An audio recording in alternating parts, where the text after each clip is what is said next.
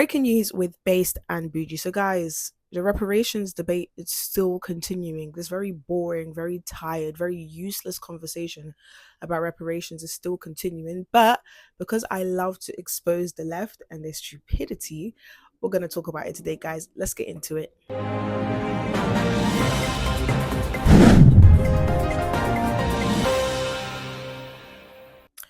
So, David Lammy, who is the Secretary of State of Foreign and Commonwealth Affairs of the United Kingdom, basically made a speech demanding that the Caribbean community in the UK deserve reparations. There's no way around it. They just deserve reparations.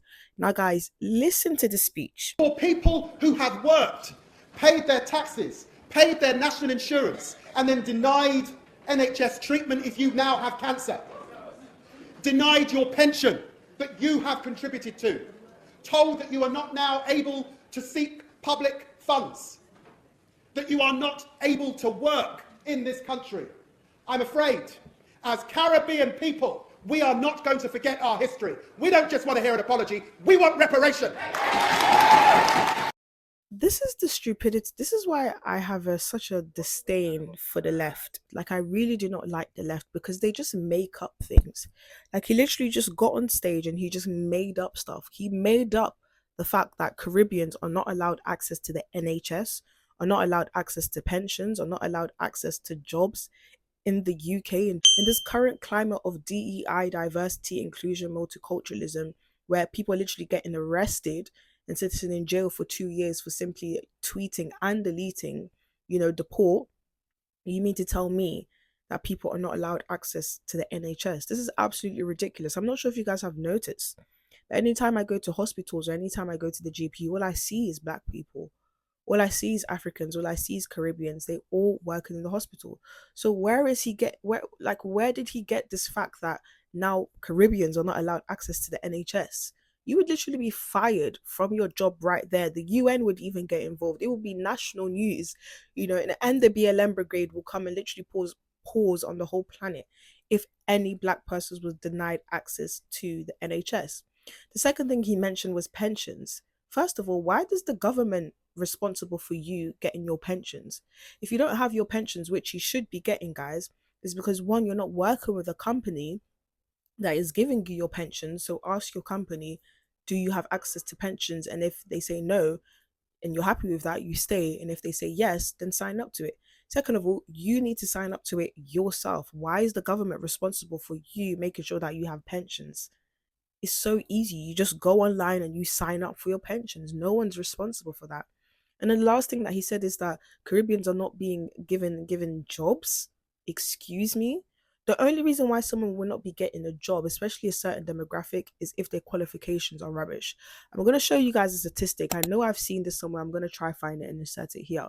But you can literally see, of all the ethnicities that come out of school, Caribbeans make up one of the lowest people to come out of secondary school with GCSEs. Maybe that's why you're not getting a job. And I don't say this to be offensive. I don't say this to be rude. I have a lot of Caribbean friends and I love them to death.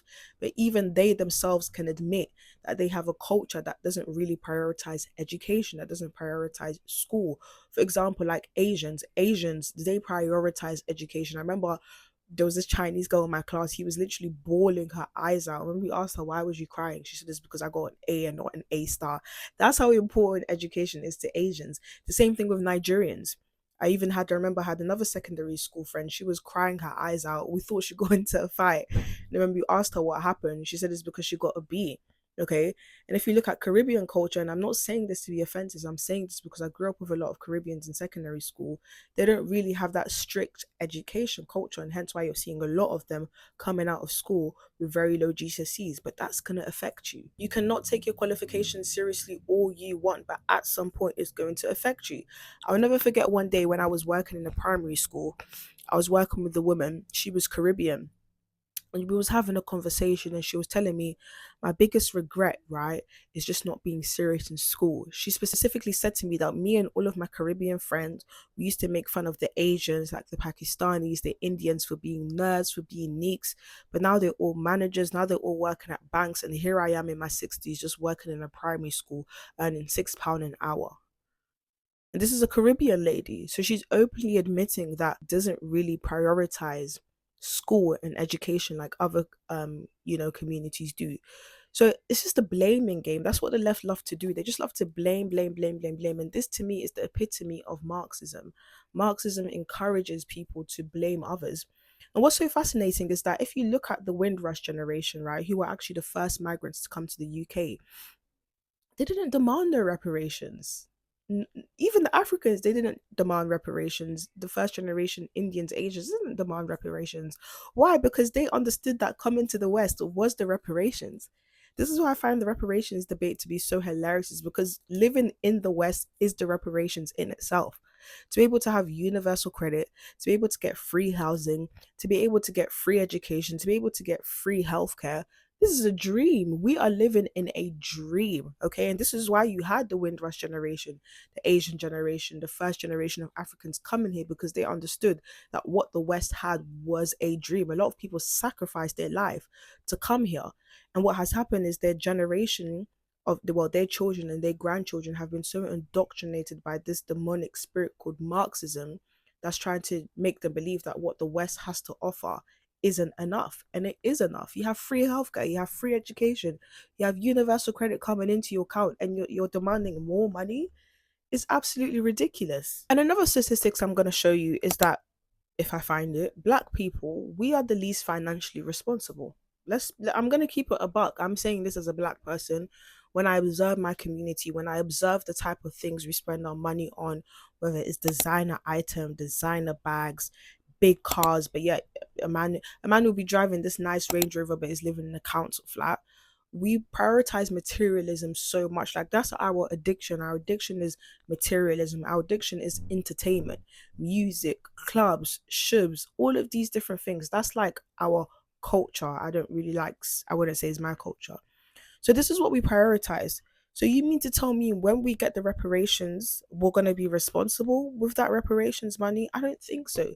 We're not even responsible with the benefits that we're getting, the child benefits, the universal credit. So how the hell we're going to be responsible with reparations? I would prefer for it to go to a different community who's more smart and wise with how they use their money. The mindset of, okay, I know how to build other businesses and contribute back to the society that we're living in, rather than giving it to communities that just spends it onto materialism.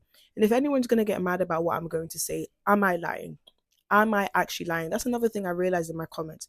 People say everything under the sun about me, but they never attack what I'm actually saying. And another point I wanted to make is, notice how the Caribbeans, right? They were the first migrants to come into the UK, meaning they got the head start. If you're the first to come here in this wonderful western green land called Great Britain, you have a head start, but yet they're quite behind. And Nigerians, Africans are doing much better than the Caribbean community education wise. The Asian community, they've surpassed the Caribbean community. So I don't say that to be offensive. I just say that to say, clearly it's just not all about money. Clearly having a head start in something is just, that's not the be all and end all. What's the be all and end all is, first of all, structure. People need structure in their home. Again, if we go back to the statistics of the Caribbean community, many of them do not have fathers in the home. That is a setup. You're setting that person up for a very messed up life. Second of all, your culture. What type of culture do you have? Sorry guys, my flash turned off, so now I have to zoom in a bit more because my phone has overheated. And last but not least, it's just hard work. Marxism is so poisonous. Like, telling people that someone owes you something rather than you going out and getting it for yourself is poisonous. Okay, there's many verses in the Bible that talk about work ethic. Proverbs, it says there's profit in hard work, but mere talk in poverty. That's why you guys are living in poverty, because all you're doing is talking. Whoever works with his land will have plenty of bread, but whoever follows worthless pursuits will have plenty of poverty. Again, work, work, work. This is Colossians 3:23. Whatever you do, work at it with all your heart, as though you are working for the Lord, not for human masters. I mean, when we first meet God in Genesis, we don't meet him as a healer. We don't meet him as a worshiper. We don't meet him as Christ. The first thing we meet him as is a creator. And since we are made in the image and likeness of God, we need to go out and create too. Okay, create our own lives for ourselves. But yet Marxism, and fun fact, guys, Karl Marx was a Freemason, which means he was a devil worshipper. He didn't work at all. He literally did not work. There is factual evidence of the fact that this man did not work. So this whole reparations debate is tired, is stupid, is exhausting, is useless. And I pray the UK never gets to that state where we actually start handing people money for something that they haven't experienced. But I will continue to speak about it because I feel like when people see these debates, especially black people, we just start thinking, oh, maybe I do deserve it. Maybe I am owed this. No, we're not. Okay, we are called by Christ to not just be talkers, but to be doers. We are called by Christ to use our hands to go out and create. And this mindset that, oh, the government owes me something and the government owes me money for something that you've never experienced is absolutely ridiculous. But, anyways, guys, if you guys want more videos like this where I actually give you guys the truth, like, comment, and don't forget to subscribe. Bye, guys.